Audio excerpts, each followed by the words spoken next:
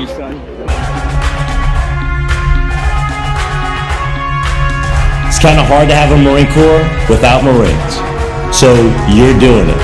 And the fact that you were willing to do it, you've heard the job is tough, you heard you're not going to have the amount of time you need to have, you've heard all that.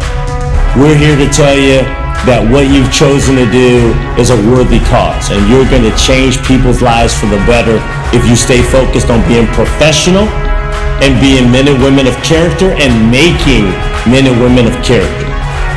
What we do each and every day and how we positively affect the lives of the young people that we talk to, that whatever you think you're doing that is not connected to it, you are wrong. You are connected to it.